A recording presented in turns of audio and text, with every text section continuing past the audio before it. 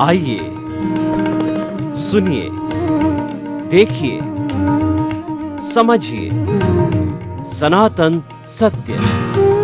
जैसी दृष्टि वैसी सृष्टि, दृष्टि विज्ञान। कुदरत, कुदरती रचना एवं कुदरत के कानून से शाश्वत सुख की प्राप्ति।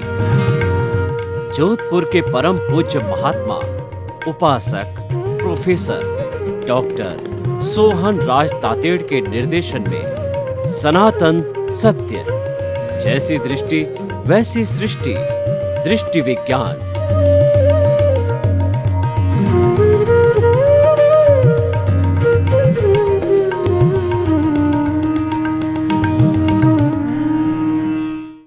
भाई और बहनों, मातृशक्ति को नमन। आज का हमारा बहुत सुंदर विषय मोह एवं प्रेम की भेद रेखा। मोह का अर्थ होता है आसक्ति, लगाव, अटैचमेंट, उसके प्रति आकर्षण, उसके प्रति जो है वो अपेक्षा का भाव, वह मोह कहलाता है। और मोह एक नकारात्मक सोच है। मोह सब बीमारियों की जड़ है। और दूसरा होता है प्रेम। प्रेम दो तरह का होता है, एक तो होता है श्रेय, एक होता है प्रेय। जो श्रेय मोह होता है वो वीतराग जो है प्रेम कहलाता है। यानी उसके भीतर श्रद्धा होती है, भक्ति होती है, समर्पण होता है और अनासक्ति होती है। और जो प्रेय होता है वह भी एक मोह का अंश होता है। तो आज हम जो बात करेंगे वो श्रेय की बात करेंगे, यानी ऐसे प्रेम की बात करेंगे जो अनासक्ति से जुड़ा हुआ है, जो निष्काम कर्म से जुड़ा हुआ है और जो किसी भी अपेक्षा से नहीं जुड़ा हुआ है। उस प्रेम की बात करेंगे। उस प्रेम को हम करुणा भी कह सकते हैं। भगवान महावीर करुणा का सबसे बड़ा उदाहरण है कि भगवान महावीर जब भी समोषण में प्रवचन करते थे उसके अंदर तिर्यंच गति, मनुष्य गति, देव गति और कई एक दूसरे के शिकारी, यानी शेर भी है, मनुष्य भी है, बिल्ली भी है, चूहा भी है, कबूतर भी है। क्योंकि जो तिर्यंच होते हैं वो भी बहुत से श्रावक होते हैं, तो वो सब भगवान की वाणी को अहिंसा पूर्वक सुनते हैं। वो भेद भाव भूल जाते हैं, वो हिंसा के भाव भूल जाते हैं, जीवो जीवस्य भोजनम के भाव भूल जाते हैं। अहिंसक बन करके भगवान की वाणी का रसास्वादन करते हैं और उपदेश को सुन करके अपने जीवन के अंदर परिवर्तन लाते हैं। जो वो करुणा है वो श्रेय परम है, प्रेम है। तो हम ये कहना चाहते हैं मोह और प्रेम में रात दिन का अंतर है। मोह जो है ये कर्मों का राजा है।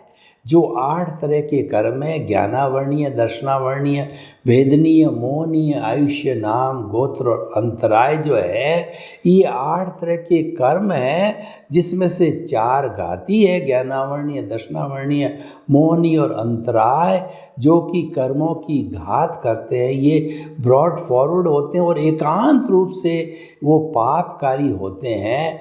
तो वो मोहनीय कर्म है वो इन कर्मों का राजा है। और 4 अघाती कर्म हैं, वेदनीय, नाम, गोत्र और जो है आयुष्य कर्म। ये जो है कर्मों, ये आत्मा की घात नहीं करते हैं। ये हमारे मन वचन काया को जो है सुख और दुख, पुण्य के रूप में सुख की अनुभूति कराते हैं, पाप के रूप में दुख की अनुभूति कराते हैं, उदय और प्रारब्ध के अंतर्गत करवाते हैं, संजोग के अंतर्गत करवाते हैं। तो भाई और बहनों, मोह जो है समस्त बुराइयों का वट वृक्ष है, तो मोह को जीवन में दूर रखना चाहिए और सबसे पहले मोहनीय कर्म को काटना होता है। जब साधक मोहनीय कर्म को 12वें गुण स्थान के अंदर पूर्ण रूप से क्षय कर देता है, तब वो वीतराग बनता है जीव। वीतराग का मतलब न राग है न द्वेष है, मोह राग द्वेषात्मक है। वो प्रियता अप्रियता से जुड़ा हुआ है, लाइक डिसलाइक से जुड़ा हुआ है। इस कारण से जो है वो अज्ञानता रूप में मोहनीय कर्म को हम अज्ञानता भी कहते हैं, मोहनीय कर्म को हम मैं और मेरा भी कहते हैं। वो हमको मैं और मेरा के घेरे में बांधे रखता है, बाहर नहीं आने देता है। अपने घर में आसक्ति, परिवार की आसक्ति, धन दौलत की आसक्ति और हमारी संबंध, सत्ता और पद प्रतिष्ठा की आसक्ति करवाता है। ये सारा मोहनीय कर्म है।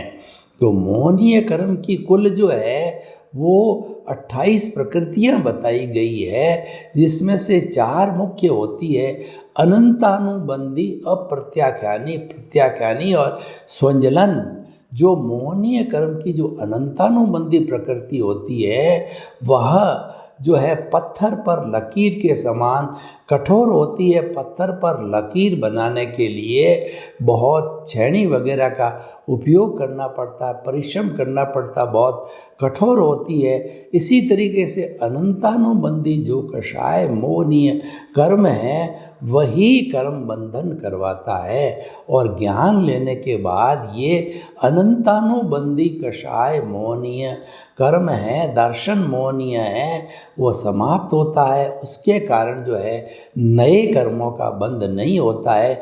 यानी ज्ञान लेने के बाद में व्यक्ति द्रव्य कर्म, भाव कर्म, 9 कर्म, मन वचन काया तथा मेरे नाम की माया आप प्रकट परमात्मा प्रभु के सुचरणों में समर्पित करता हूँ। जब वो समर्पण होता है, वो समर्पण यानी हम कुदरत को समर्पित हो जाते हैं, ज्ञानी पुरुष को समर्पित हो जाते हैं। तो समर्पित होने के कारण कुदरत हमको, ज्ञानी पुरुष अपने अतिशय से कृपा करके जो हमको ज्ञान देता है, तो ज्ञान देने का अर्थ क्या हुआ? वो हमें अकर्ता बना देता है, हमारा दर्शन मोहनीय को भस्मीभूत करता है, हमारे अनंतानुबंधी कषाय को भस्मीभूत करता है। पीछे जो मोहनीय कर्म की 3 प्रकृतियां हैं, वो अप्रत्याख्यानी, प्रत्याख्यानी, स्वंजन, वो बहुत डाइल्यूट, नॉर्मल, हल्की होती है। जो अप्रत्याख्यानी होती है वो सॉफ्ट लकड़ी के अंदर कोई भी लकीर खींचना मुश्किल नहीं है। और जो प्रत्याख्यानी होता है वह जो है वो बालू की रेत में जो है लकीर खींचना तो हवा का झोंका चला और वो लकीर मिट जाती है। और स्वंजलन होता है वह पानी पे लकीर खींचने की, यानी वो नहीं के बराबर। हमें क्रोध की प्रकृति को, जो मोह के मुख्य 4 घटक है, क्रोध, मान, माया, लोभ, क्रोध और अहंकार को इकट्ठा करते हैं तो द्वेष बनता है, माया लोभ को इकट्ठा करते हैं तो राग बनता है। ये राग द्वेष दोनों को जोड़ें तो कषाय बनता है। और दोनों का जो रूट कॉज देखें तो वह वट वृक्ष के रूप में मोह का वट वृक्ष है, मोह का संसार है।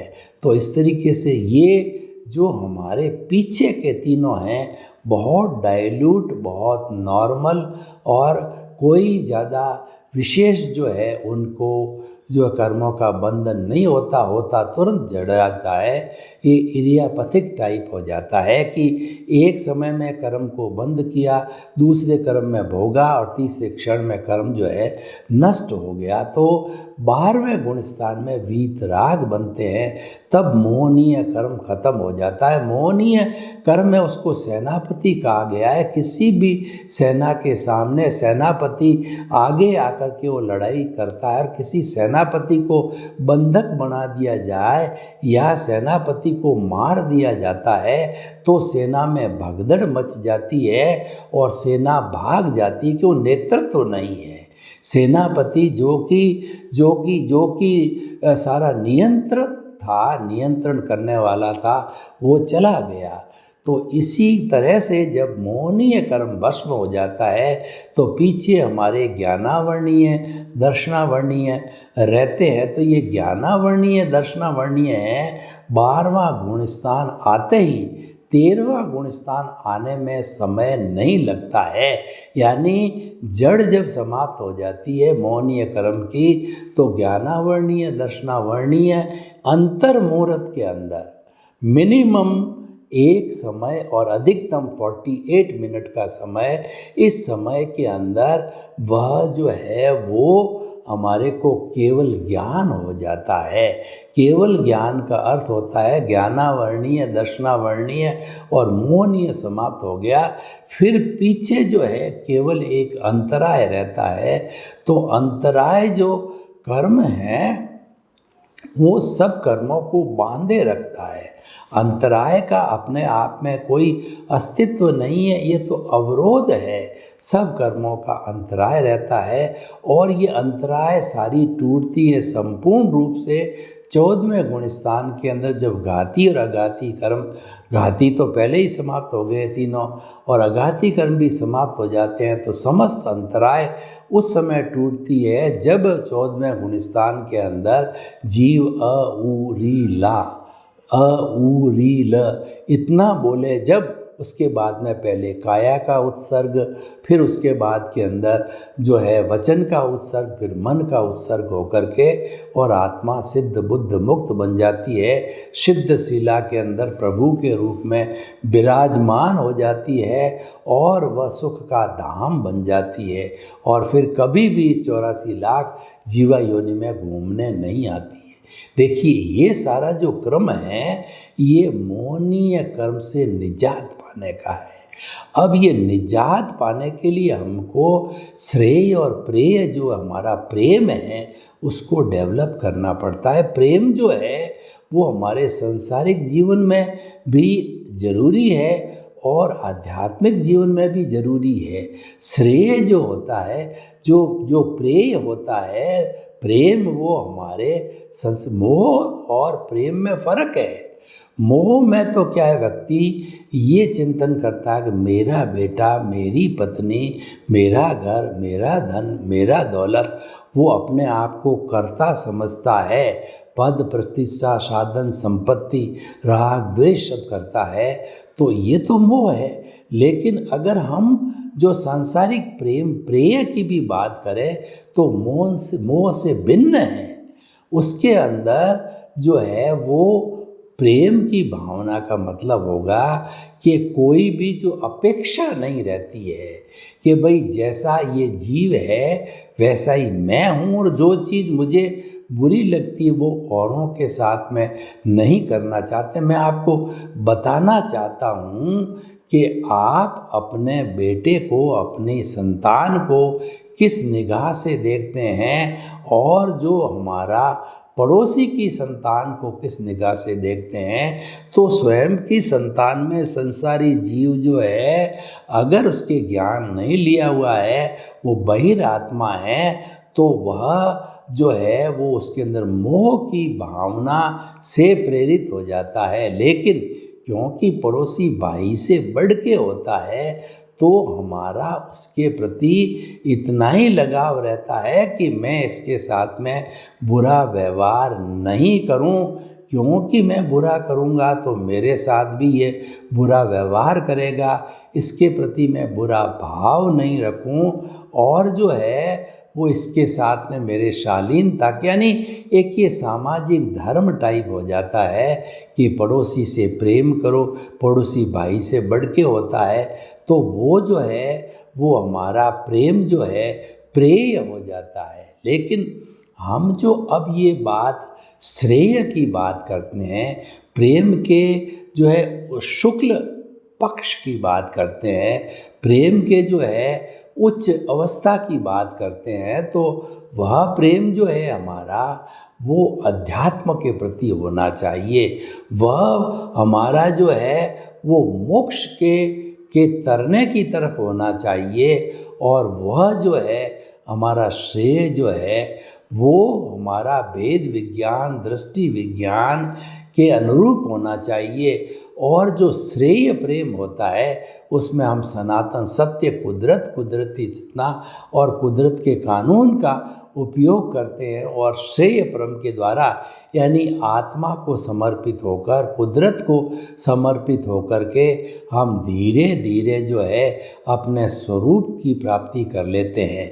क्योंकि अगर हम कुदरत को समर्पित हो जाते हैं तो हमारे मन, वचन, काया तथा उससे जुड़ी हुई हर अवस्था मात्र कुदरती रचना है। अगर हम मन, वचन, काया को कुदरती रचना मानते हैं और जो है उसके साथ में नहीं जुड़ते हैं, उससे हम जो है वह कहना चाहिए जो है मध्यस्थ रहते हैं, तो उस स्थिति हम अकर्ता रहते हैं और हम निमित्त निर्दोष अकर्ता और शुद्ध आत्मा के रूप में लोगों से व्यवहार करते हैं। तो वो हमारा श्रेय प्रेम हो जाता है।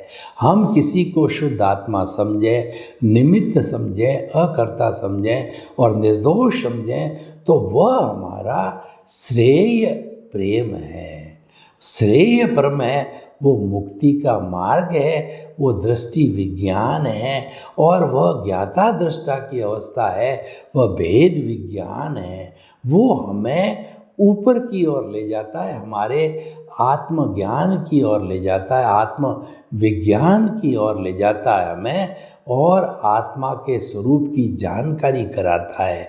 इसीलिए जो साधना करने वाले लोग होते हैं वो अनासक्त, मोह को अनासक्ति से, वैराग्य से जीता जा सकता है।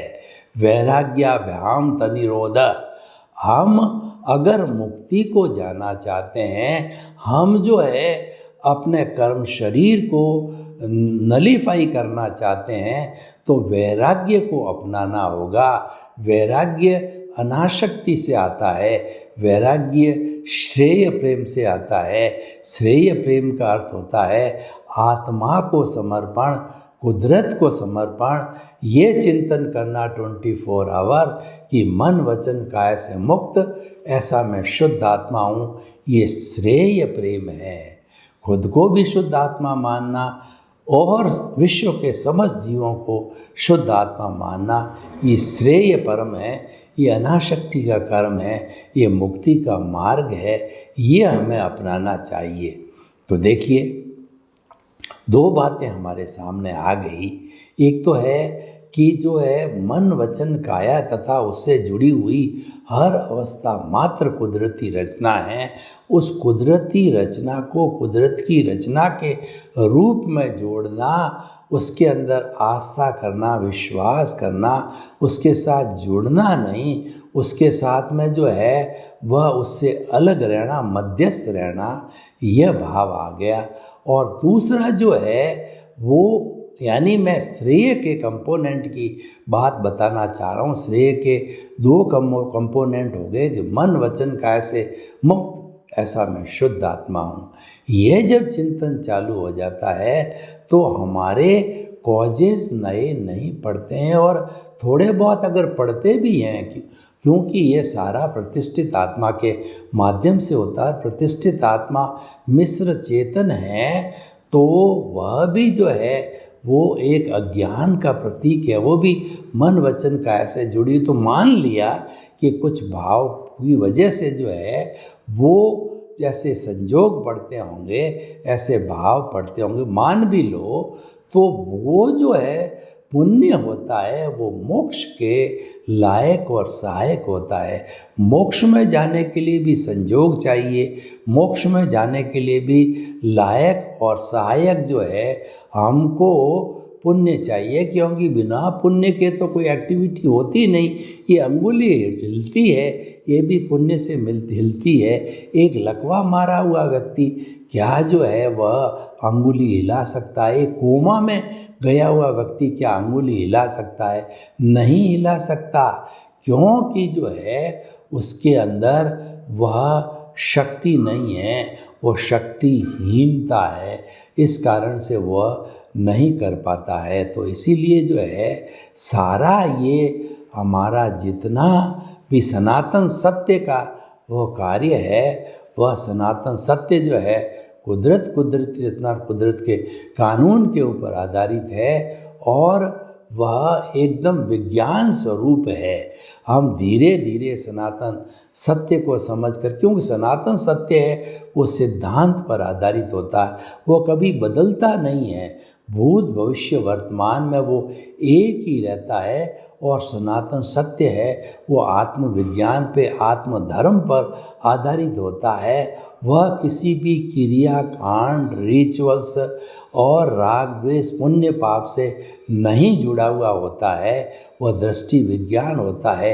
इसी कारण वो शुद्ध भाव कहलाता है और शुद्ध भाव से हमें श्रेय प्रेम का वातावरण बनता है। वो कुदरत के प्रति, भगवान के प्रति समर्पण होता है, ईश्वर के प्रति यानी हमारी शुद्ध आत्मा के प्रति जो है वो समर्पण होता है। तो अब आप देखिए कि हम निष्कर्ष के अंदर बात करना चाहते हैं कि मोह और प्रेम में भेद है। मोह आसक्ति है, मोह बांधने वाला है और प्रेम है वो छुड़ाने वाला है। चाहे अगर हमारा अगर हमारा प्रेम है तो भी वह जो है वो हमें मानव धर्म की ओर ले जाता है और श्रेय परम है वो निश्चित तौर से मुक्ति की ओर ले जाने वाला है। वो ऐसा साधन है जो कि हमारी लक्ष्य की प्राप्ति करने में सहायक होता है। तो हमें हमेशा श्रेय परम प्रेम का जो है वो ग्रहण करना चाहिए, आत्मसात करना चाहिए, हृदयंगम करना चाहिए, ताकि कि हम जो है पॉजिटिव डायरेक्शन के अंदर रियल पुरुषार्थ में आगे से आगे बढ़ते रहे। और देखिए उसके लिए हमारा जो ये मानव जीवन है ये बहुत अच्छा टाइम है, ये अनुकूल टाइम है। कोई भी जो है पेड़ है, पौधा है जो कि फल देने वाला है तो उसका फल देने का भी समय होता है और उसकी कैसे देख रेख की जाती है, उसके अंदर खाद देना, पानी देना और जलवायु है, आर्द्रता है, सब चीज़ों की आवश्यकता होती है। जब ये सब चीज़ें बराबर मिलती है तब वो बड़ा होकर के और काल के अधीन जो है वो फल देता है। क्योंकि द्रव्य क्षेत्र काल भाव है, ये कुदरत का कानून है, ये कुदरत के द्वारा संचालित होता है और हर जीवित प्राणी पे, कुदरत के समस्त प्राणियों के ऊपर ये लागू होता है। तो वो काल का पक करके और वो रसीले फल हमको देता है। तो इसीलिए आप देखिए कि वो जो हमको ये प्राप्ति होती है वह जो है वो समर्पण से प्राप्ति होती है। तो जो श्रेय प्रेम है वो समर्पण करवाता है, प्रकृति को समर्पण, कुदरत को समर्पण सच्चा समर्पण है। समर्पण का अर्थ हो गया कुदरत की सत्ता को स्वीकार करना, कुदरती रचना, कुदरत के कानून को स्वीकार करना है, ये कुदरत को समर्पण है। और मैं कौन हूँ इसका लक्ष्य बनाना कि मन वचन काया से मुक्त ऐसा मैं शुद्ध आत्मा हूँ, ये जब लक्ष्य बनता है तो ये हमारा जो है वह जो आत्मा को समर्पण है। जब हम अपने प्रभु को समर्पित हो जाते हैं जो कि अनंत ज्ञान, अनंत दर्शन, अनंत शक्ति, अनंत सुख का धाम है, हमारे भीतर विराजमान है, उसको कहीं बाहर ढूंढने की जरूरत नहीं होती है। मात्र स्व के द्वारा स्व का निरीक्षण करना पड़ता है, स्व के द्वारा स्व से वार्तालाप करनी पड़ती है, स्व के द्वारा स्व में समर्पण करना पड़ता है, स्व के द्वारा स्व की अनुभूति करनी होती है, स्व के द्वारा स्व में विलीन होना पड़ता है। यानी जब प्रतिष्ठित आत्मा विलीन हो जाती है शुद्ध आत्मा में, जब हमारा मन है अमन बन जाता है। और वो बनता कब है? वो श्रेय प्रेम के माध्यम से बनता है। तो इस तरीके से हम ये कहना चाहते हैं कि अगर आपका लक्ष्य मुक्ति का है और इस जन्म में आपने अगर लक्ष्य बना दिया है तो उसके साधन भी चाहिएंगे, क्योंकि बिना साधन के साध्य की पूर्ति नहीं की जा सकती। जब हमारा जो है वो साध्य है, मुक्ति का बन गया तो साधन भी हमारे उतने प्योर, पावरफुल और जो है वह अच्छी तरीके से निभाने के होने चाहिए। तो वह अवस्था होती है, वो श्रेय प्रेम की अवस्था होती है, जो अनासक्ति की अवस्था होती है। मोह में आसक्ति है, श्रेय प्रेम में अनासक्ति है। सर्वे भवन्तु सुखिनः, सर्वे सन्तु निरामया। लोक के सब जीवों को सुख मिले, शांति मिले, आनंद मिले, प्रेम मिले, सौहार्द मिले और मुक्ति मिले। आप सबके प्रति मंगल भावना। ओम शांति। ओम शांति।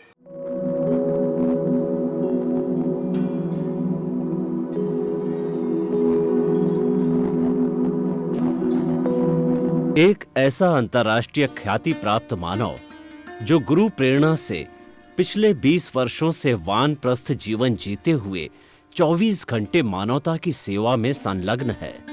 एक ऐसा मानव जो अभी राष्ट्रीय, अंतर्राष्ट्रीय टीवी चैनलों पर 7,500 एपिसोड के माध्यम से सनातन सत्य, आत्मविज्ञान एवं पुनरुत्थान, व्यवहार एवं निश्चय जगत के जीवनोपयोगी विषयों पर हृदय स्पर्शी प्रवचन कर चुका है। उस मानव का नाम है महात्मा उपासक प्रोफेसर डॉक्टर सोहन राज तातेड़। प्रोफेसर तातेड़ द्वारा योग, दर्शन, शिक्षा विषयों पर रचित पीएचडी स्तर के 250 शोध ग्रंथ भारत के 100 प्रतिष्ठित विश्वविद्यालयों में शोधार्थी पढ़ रहे हैं तथा वे सभी शोध ग्रंथ वहां की सेंट्रल लाइब्रेरियों में उपलब्ध हैं। महात्मा सोहन राज ने अभी तक हजारों स्कूलों, कॉलेजों, विश्वविद्यालयों एवं संस्थाओं में सेमिनार, वर्कशॉप, कैंप लगाकर लाखों विद्यार्थियों को योग, दर्शन, शिक्षा का प्रशिक्षण देकर उन्हें सुसंस्कारित किया। डॉक्टर तातेड़ ने भारतीय संस्कृति उत्थान के 4000 से अधिक समसामयिक विषयों पर आर्टिकल लिखकर ऑनलाइन जर्नल, पत्रिकाओं, वेबसाइट्स पर प्रकाशित किया, जिसका उपयोग लाखों पाठक कर रहे हैं। उपासक तातेड़ के 5000 से अधिक आज का सुविचार, आज का शुभ संदेश, आज का मंगल भावना योग आदि चिंतन websites, Twitter, blogger, Facebook, YouTube माध्यमों से लाखों लोग अपना जीवन निर्माण कर रहे हैं। मानवता के मसीहा ऐसे महामानव महात्मा सोहन राज तातेड़ के प्रोफाइल को अभी तक विश्व के 20 लाख दर्शक यूट्यूब पर, 12 लाख गूगल पर एवं लाखों दर्शक फेसबुक, ब्लॉगर, ट्विटर और इंस्टाग्राम पर देख चुके हैं।